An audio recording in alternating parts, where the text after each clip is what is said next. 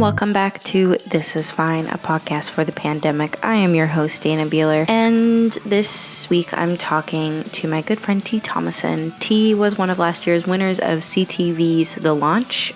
He is an amazing singer-songwriter from Ingonish, Nova Scotia. He splits his time between here and Toronto most of the year and just drove back to Nova Scotia, so we talk about that experience, his creative process, and what he hopes to get out of self-isolation. We feature a song by Jennah, so stick around for that. And now for the show. I hope that you enjoy. This podcast is brought to you by Beasley, a design and fashion brand based in Halifax, Nova Scotia. You can check out their brand new fashion blog, Cool Pants, on their website at thebeasley.com. That's THEBZLY.com. So how are you feeling? Good. Really glad to be back in Nova Scotia. Yeah. It makes such a difference for me. Just being in the country, like I'm in the countryside right now and looking out at all the space, and like on the drive home, I would pass by horses and farms. I went through East Hants, through the Rodden Hill. It was so beautiful. Yeah, it's really nice out there. Oh man. It's quite pretty. Because you were in Toronto for like the first 2 months of this, right? Yeah. What was your situation there? Were you living with people or? Yeah, I was staying with a family who are friends of mine, and they have a little basement Airbnb suite, which is really beautiful. Yeah, and I had been renting it just in between like tour stops. And then like this all happened and my tour got canceled. And then I was like, oh, can I live with you? And they were like, yeah, sure. And it was like really nice. Like they were so great about it. And they really like took me in and they made me feel like really at home and comfortable, which is so, when I was leaving, I was thinking about that and I was like, that's like not easy to do, you know? Like it's not always, I mean, we had pretty separate spaces, but I would come up sometimes and have meals, and they had a 5-year-old and I would spend a couple days a week in the afternoon with her. Right. And, you know, and they just were very like, yeah, come up whenever, like you can borrow things if you need them. You can like use the barbecue, you can use the backyard, like whatever. And it was so nice. And I didn't feel like I was in someone else's space. And I was just like, that's like hard to do in the best of times to like, you know, and in this time to be able to do that, I really like, when I was leaving, I was like, wow, like that was so nice. How's your mental state? It's like fine. I guess this is the podcast. Fine. Yeah, I don't know. It's like, how's your mental state? I think it's better now than when I started this. That's for sure. Definitely go through days of like, what am I doing? Like I keep forgetting that something's happening out in the world because I only go outside to run. And I don't know. I miss my friends a lot, which I didn't think I ever would. You're like, I fucking hate those people. Just kidding. No, I just like, you know, I like my alone time and I like my space, and it's like people exhaust me generally, but I find myself very much like missing like hanging out with friends and talking to people besides Peter. Yeah. So. Yeah. I'm almost the opposite, where I feel like I'm really social, or like I'm perceived as a really social person, and like I have to be kind of like, you know, like doing music but like, like generally, like I also feel pretty exhausted by like socializing. Yeah. I mean, this is my first day of like real isolation. Like, right. Yeah. Not around other people, like completely by myself. So we'll see by the end of this, like how I actually feel. Like today I'm like, wow, maybe like I'm going to thrive in this environment. Like maybe this is like going to be really good. Like, I don't know, but, I'm feeling positive, but like, I'm feeling like, I don't know. I'm just like, maybe this is a coping mechanism. I don't know, but I'm just feeling, I'm like, maybe I'm discovering about myself that I'm fine. You're fine. Like, completely. You're okay being alone. I mean, I'm constantly on FaceTime. Oh yeah, right. From the time I wake up to the time I go to bed, I'm on the phone with somebody. So I don't know. That makes sense. You're the only person I know who still like talks on the phone in normal times. Oh yeah. I really like talking on the phone. I know. I hate the telephone, and it's my job now is to call people all the time. Yeah. And I'm like, I don't want to. Can I just send you an email? Yeah, man. Like sometimes when Megan and I are going back and forth about like design stuff, like I'm very like, I would prefer to like talk it out instead of type it out. Yeah. I don't know why, it's just like, so, but I know that like Megan doesn't love talking on the phone. So I'll just like record a voice memo and it's like a minute of me just being like, like blah, blah, blah. I don't know, but like, what do you think about this? Blah, blah. Okay, bye. That's a really good compromise though. I think that's like a really positive way to communicate with someone who doesn't enjoy communicating on the phone, Yeah. Because I think most people would just like call that person and be like, hi, talk to me on the phone until we deal with this situation. Sometimes I do that. Sometimes you do that, yeah. But yeah, no, but I sometimes do the voice note thing. That's so smart. I like that. Thanks. What's your plan for the next however long this takes? Oh, God. I know. That's asking the tough questions here. Yeah. Like, ask me about my mental state after this. We'll circle back. Yeah, geez. I was with this family in Toronto, and like we were all sort of panicking about it. Yeah. And I said, like, I was like, okay, like, we were talking about like how long do you think it's going to go and whatever. And I was like, okay, I'm going to give it like a year. And I knew that was probably like way longer than it was going to be. Yeah. But I was like, but I can't imagine like this lockdown, like state of emergency isolation, like right. Okay. Yeah. Like, okay. Like I'm going to say a year. And they were both like, what the fuck? Like, what are you talking about? And I was like, well, if we're like ready for it to be a year, then anything less will be great. Yeah. So in terms of like making plans and stuff, like I'm looking at like, these places that are trying to reopen, and like, there's a lot of things at play that I don't understand, like the economy and like all this, I'm not running a country, like, so no, like I get that I don't envy those people at all. But I also just am like, look, like this is going to get sorted out in like 2 years, like not like, I hope we'll be out of isolation before. Yeah, that would be nice.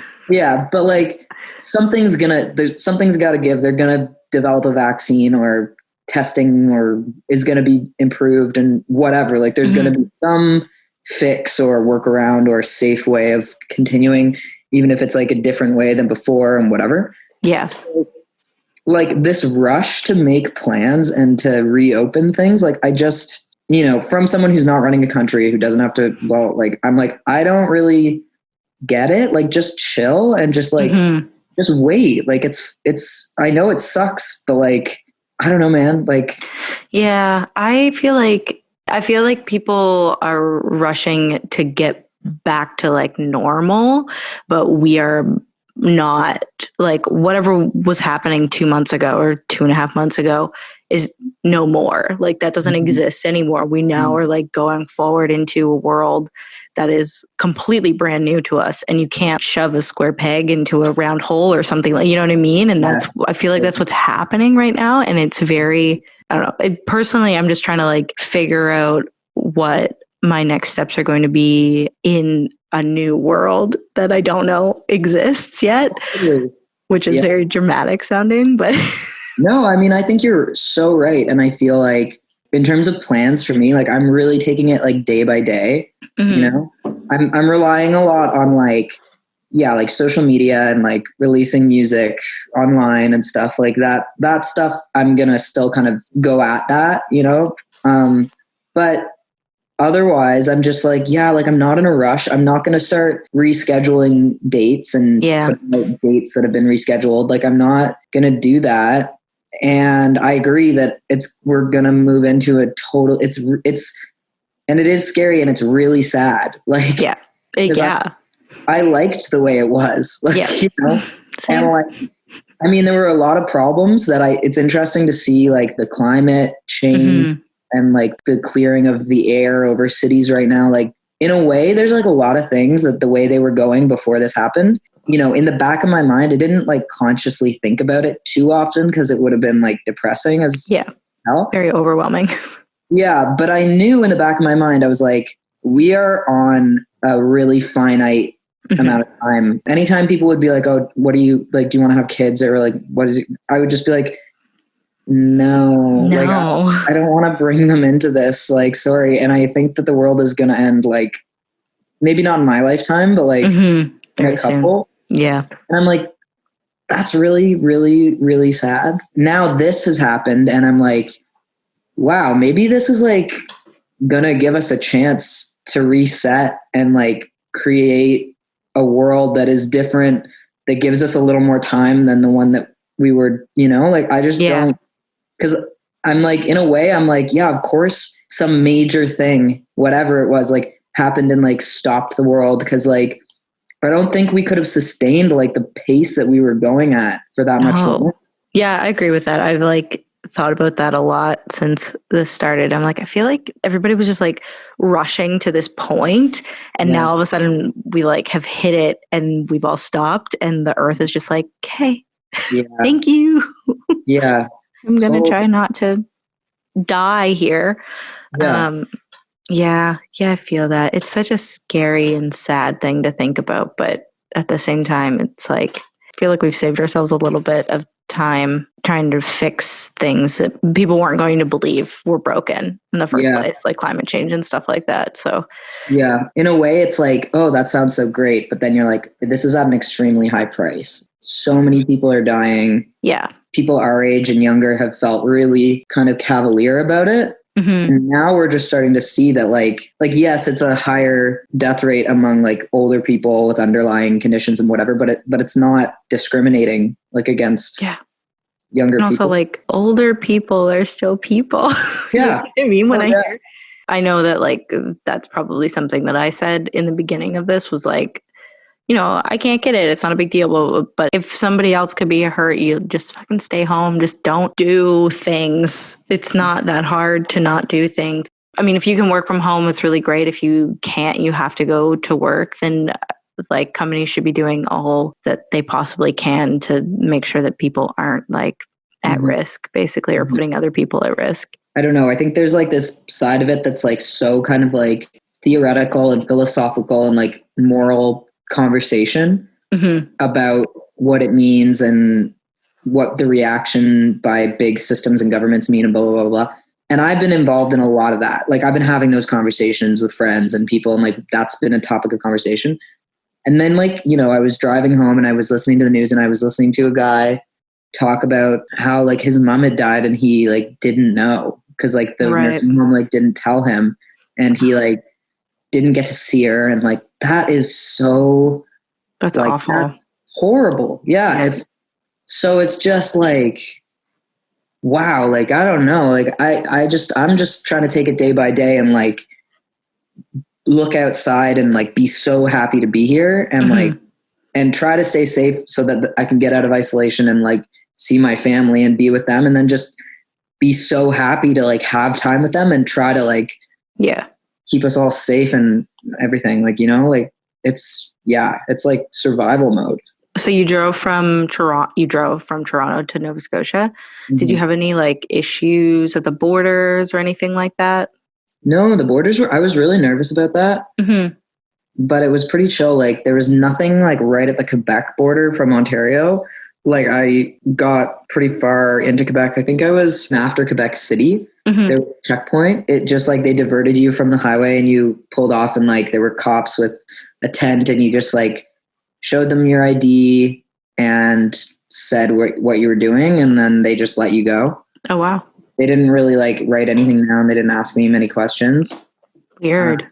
Yeah, it was a bit weird. I was like, what is the point of this? Those are the times when you're like, okay, I wonder if my experience would have been different if I was someone else, like not a white person, like, you know what I mean? Like, because when I went through it, I was like, that seemed really pointless. Like, why? You know? A, I'm sure there's like some kind of reason behind it, and B, it could be different. Yeah. Yeah, so that was that. And then from Quebec into New Brunswick, there was a thing at the New Brunswick border, and that was like a lot more intense. They wanted to see my ID and they wanted to know like where I was going, the address, and they wrote the address down and they wrote like all the things down. And then they asked me a bunch of questions about COVID and like if I had any symptoms and like blah, blah, blah, and if I had interacted with anyone with symptoms. And then they let me through, and they didn't tell me this at the border, but in advance of this, like through calling people, they were like, you can't be in New Brunswick right now for more than 24 hours or you have to isolate there. Oh, wow. Because I was going to break my drive up and like stay a night in Edmundston and then drive to St. John, stay a night, and then get the ferry. And they were like, no, you can't do that. I get it. Like their cases are really low right now. And then at the Nova Scotia border, it was like way more chill than the New Brunswick border. They were like, can I see your ID? And I don't think they wrote anything down. And they were just, the guy was like, yeah, okay, bud. Like, you got to stay inside. And I was like, yeah. And he's like, okay, yeah, go on. And he's like, don't stop anywhere. You can stop for gas and go drive-throughs, but don't stop anywhere you're not supposed to be because they're giving out $1,000 fines. They're really cracking down. Oh, my God. They, like the cops, like you? Yeah. That's you. So, that was funny. Oh, my. Yeah. Jesus, that's funny. Good. That's good to know that it's not like impossible to get across borders. No, they did ask me, like, I think the fact that I had a Nova Scotia ID made I don't know what it would have been like if I was trying to come home and I had an Ontario ID. Yeah. And I wanted to ask, but I was also like, there was a big line of cars and I didn't want to take more time, and I was just like, wanted to get through. So I didn't ask. What's your like creativity level at right now? Are you writing? Are you doing anything like that?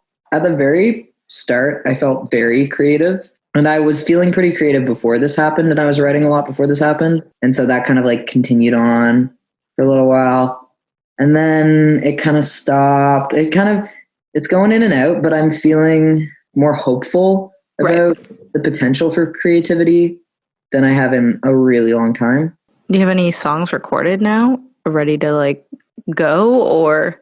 Yeah, there's something that is gonna come out soon, and then there's like other stuff in the works. But I feel like lucky because I have equipment and I have my producer, and I kind of go back and forth. So like I don't feel limited in that sense. I can send him stuff and he can send me a track and I can record over it, and then we can get like, so yeah, that's good. Yeah, I guess it's so easy now, like technology or whatever. You can record something on your iPhone and it can sound half decent. So yeah. Pretty. What about you? You just put a single out. Sounded awesome. Thanks. Yeah, we put that song out. I don't know what we're gonna do. I don't know what we're gonna do. To be completely honest, our like music has been so dependent on our live show.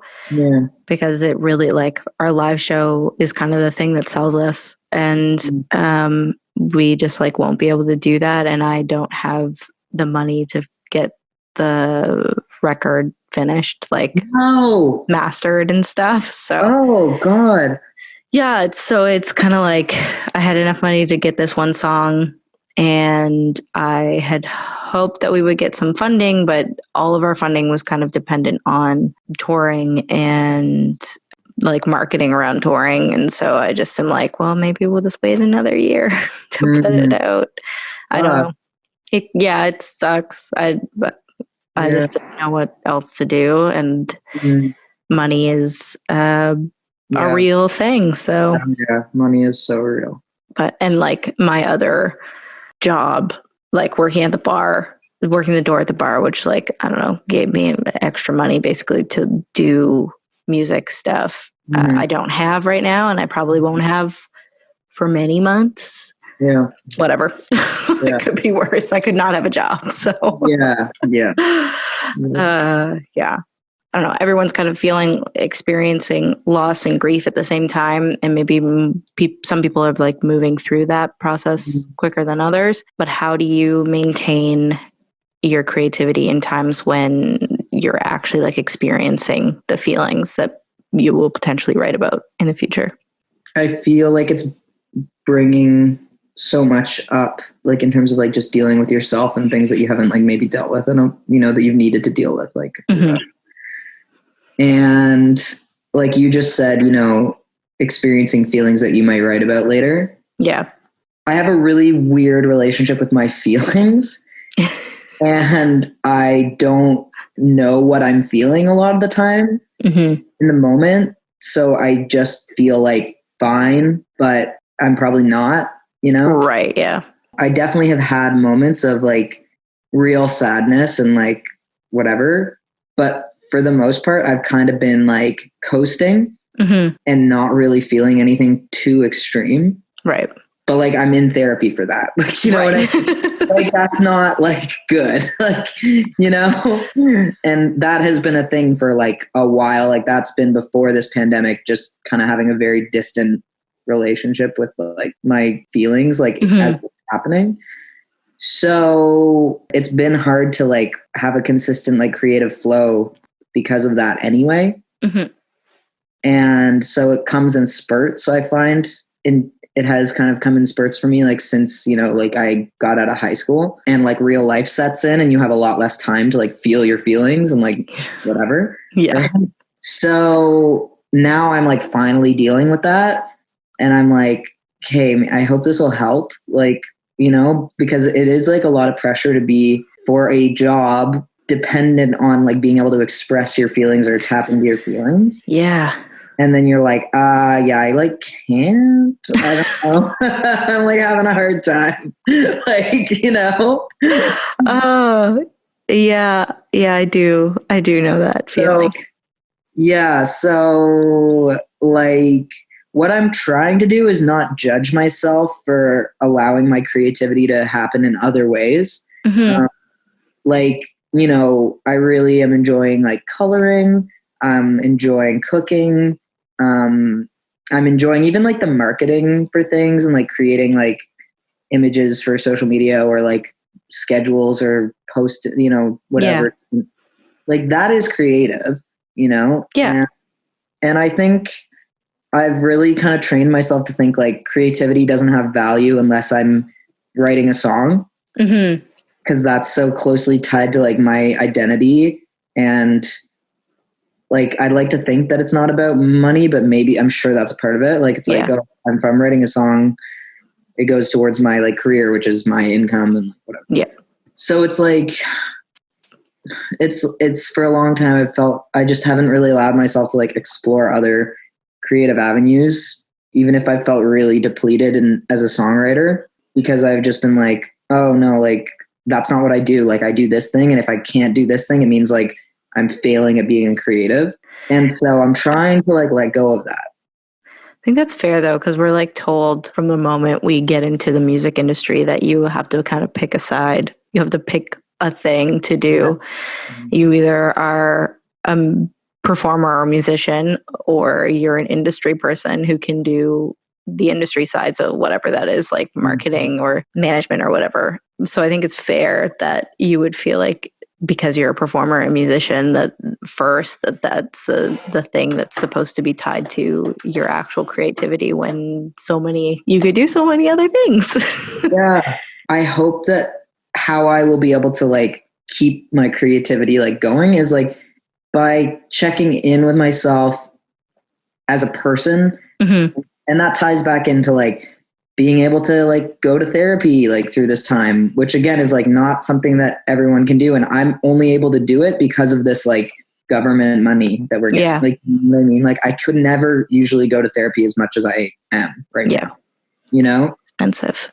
Yeah, it's really expensive. And, you know, so that, and then like just trying to live day to day and like be in nature and be around my family. And like, I'm just like, okay, I hope this all melts together and just helps me be a more well-rounded person. And then like, that just helps me as a songwriter because it's part of it. How do you separate your on-stage person from your everyday person?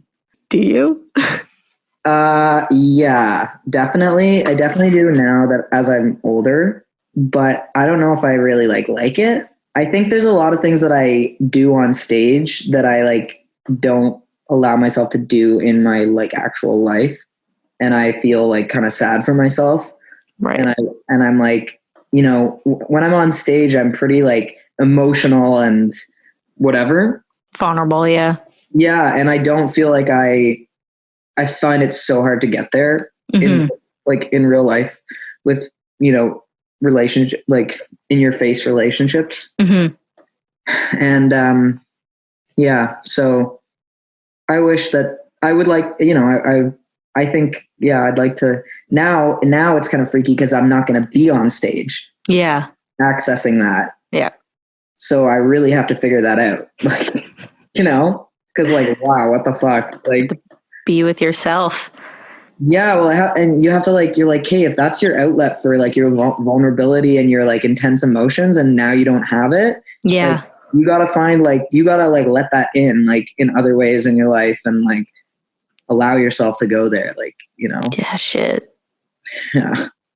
Do you feel like you can use like social media or on like live streams or something like that as that outlet, or do you still feel like it's just you playing guitar in front of your camera?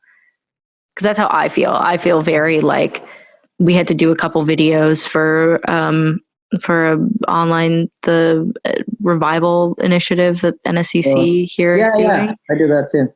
And doing that video, I was like, I hate this. I hate taking a photo of myself. I did like in this way. I feel very like dumb and just not. And it's not for me to do. Really, it's for other people to get enjoyment out of, and for the entertainment value, which I'm all for. I just was like, I don't know. I feel weird, feel dumb, like sitting on my stairs singing to music in my ears because my band can't be here, and they're like such a big part of the whole thing. Yeah. Oh, you're not dumb. Well, thank you. And I would love to like see a video of you guys doing the like separate. Oh, you will. Oh, good. Yeah, it turned out really like great and fine. It's just me and my brain being like, I'm too much in my brain. There's no other noises here. Yeah, totally. I don't know. I mean, it's not the same as like playing live for sure. But I feel like I guess like when I access that vulnerability and that like honesty and that all of that stuff, I guess mostly that actually comes through for me like by singing and by playing music and singing. That's a huge thing. Like singing, that is like a huge thing. And I actually like often I have to like I won't sing for days, and I have to like get myself be like, you have to sing today, like, you know, like you know, when my voice was changing, I sang every single day for a year or whatever longer, but recently it's been like harder. And I think that's a bit of like, if I was gonna like analyze myself, I'd be like, you're avoiding like allowing yourself to be emotional, like you have to sing. You know.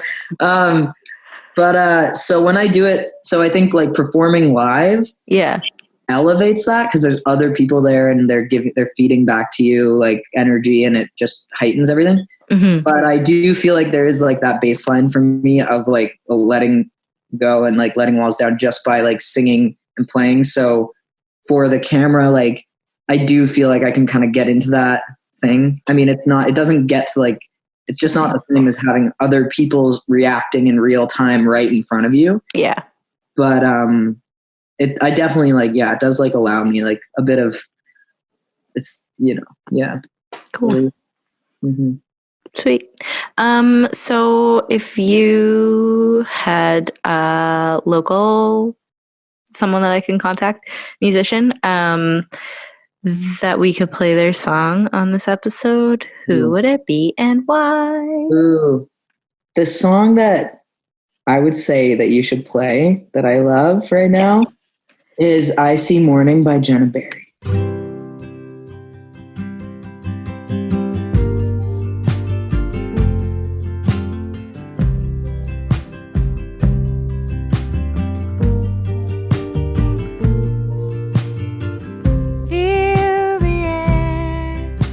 All around you, it's all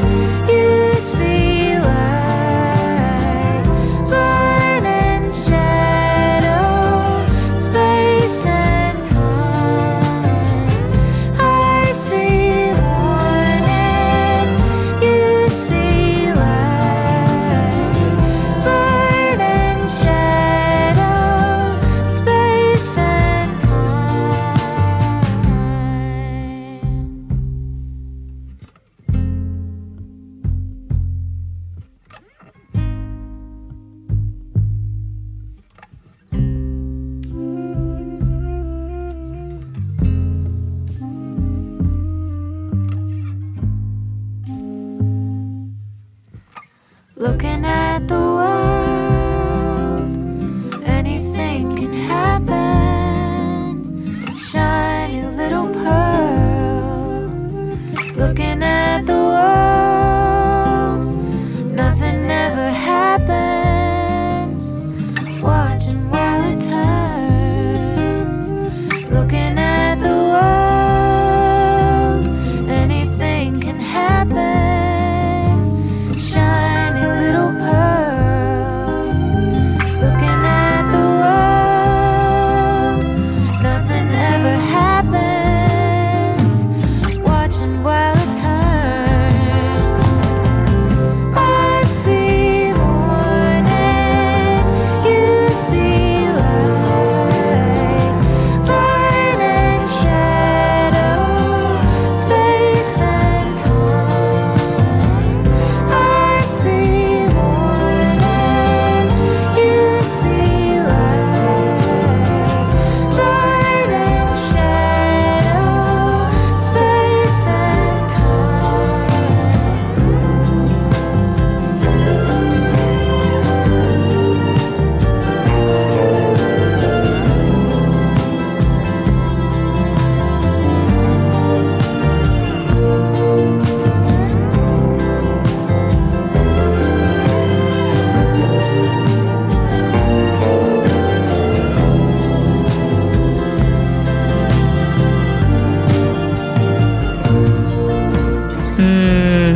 I love Jennah. It was really nice to talk to you. Yeah. Hopefully we will see each other someday soon. Maybe we'll hug. Maybe. That would be nice. I know. Thanks so much for listening to This Is Fine, a podcast for the pandemic. I am your host, Dana Beeler, reminding you to subscribe and rate us on Apple Podcasts, where you can find all of our episodes. Just search Hello Delaware. You can also find us at hellodelaware.ca. This podcast is produced and hosted by myself, Dana Beeler, and edited by my excellent intern, Giles, from Humber College in Toronto. Thank you for listening, and we'll chat next week.